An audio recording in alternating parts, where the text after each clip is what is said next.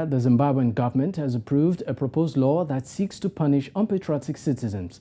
The government said the proposed law, to be known as the Patriotic Act, would be modeled along United States Logan Act. The Logan Act is a federal law that criminalizes negotiation by unauthorized American citizens with foreign governments that have a dispute with the United States. However, with the elections drawing closer in the country, civil groups and citizens are not happy with the law. Citizens feel that the law is a move to silence government critics. To speak more on this, we are joined by Sharon, Chideu, a comedian and skit artist based in Zimbabwe. Stanley Wazombi, monitoring an evaluation for Defend Defender, a human rights group and organization. Thank you for joining this conversation.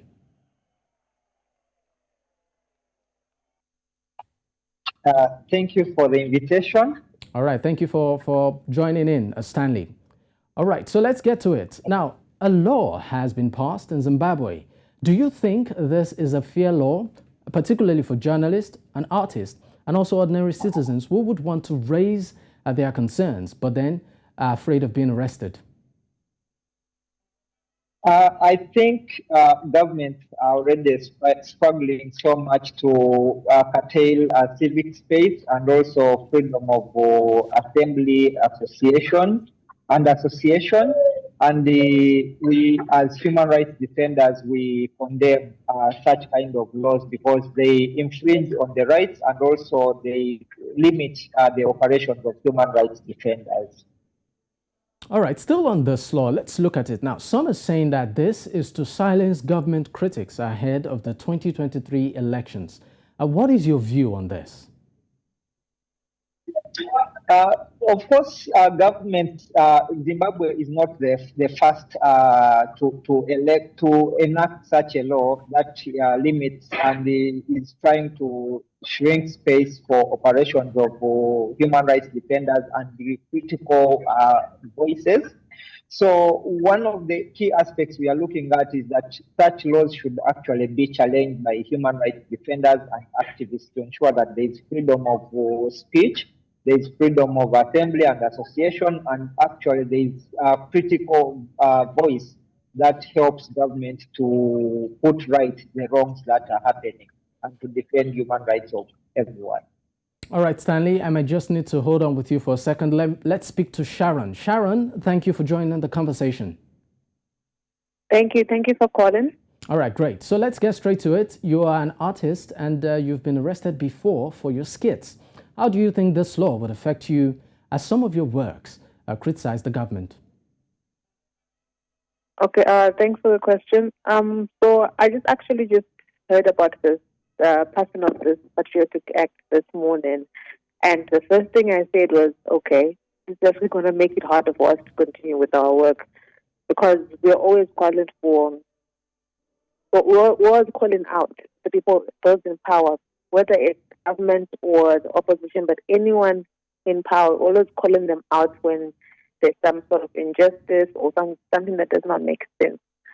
So when they now pass this law, which just seems so vague, you just think that, okay, fine, they can use this law to just call you in or to arrest you for anything, any simple thing that they can just decide. Because it's at their discretion that they can just decide that, okay, fine, you're being unpatriotic, so we're going to arrest you for this.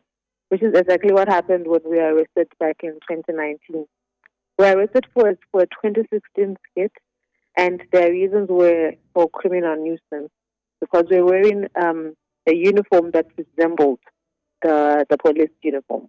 So that's what the law just says. If you're wearing anything that reasonably resembles a police an officer's uniform, then yeah, you're breaking the law. So again, it's vague.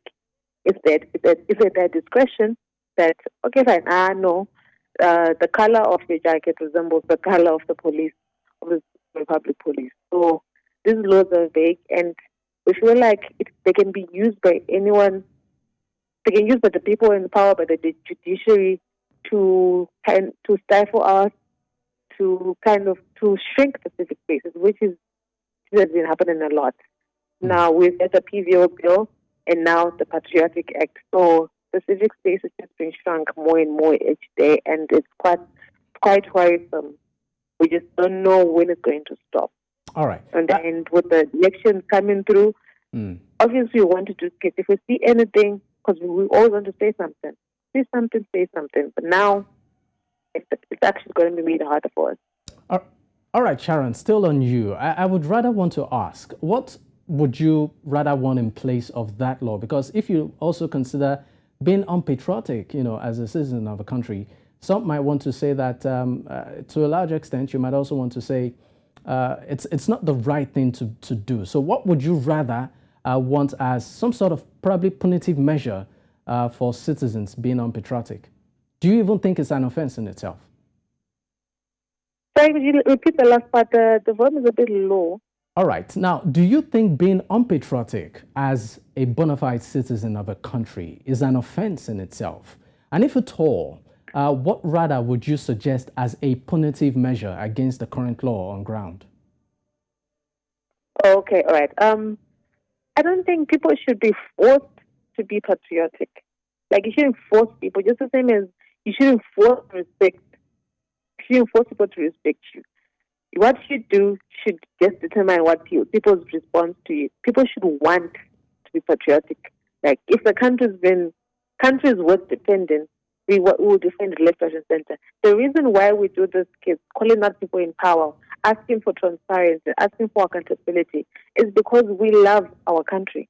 We love Zimbabwe. We love Zimbabweans, and we want Zimbabwe to be the best it can be, which is why we do what we do. So, but then if you just let people to get away with anything, corruption, murder, anything, then it seems like you don't care. That just shows you don't care. So us doing this case, us calling out those who stifle down or what can I say? Those who use power to stifle down on the weak, then it's saying that we actually care about our country, care about Zimbabwe. All right. All right. Thank you so much, Sharon. Quickly, Stanley, before we let you go, how does your organization defend and protect people like Sharon and many other Zimbabweans who face persecution from the law if they speak out? Defenders, we believe that human rights defenders are safe but not silent, and they should be able to continue with their work. So what we do is we provide tactical tools for preventive protection in terms of capacity building in physical and digital security, in terms of well-being for them to recover from stress and the trauma that they have faced. Them have been arrested, like Sharon has indicated. They have been tortured. They have gone through bad experiences, but they need to continue doing their work. But also we do emergency protection, like if the life of a human rights defender or a journalist is at risk, they are threatened, they can receive emergency relocation to a safe place where they can continue doing their work. But also we have what we call the Ubuntu hub cities. These are areas that have been safe spaces that have been created to provide medium-term relocation support for human rights defenders and journalists who are at imminent risk of persecution, of death, and imprisonment. All right. So in these, there are services that are offered, like housing, temporary relocation, treatment, legal support for some of them who have been arrested and incarcerated without fair trial. So this is part of the efforts that we are doing. And here in Southern Africa, we all right, Stanley. Defender. I'm afraid we might just have to cut it short at this point, but thank you so much for your time. You're welcome.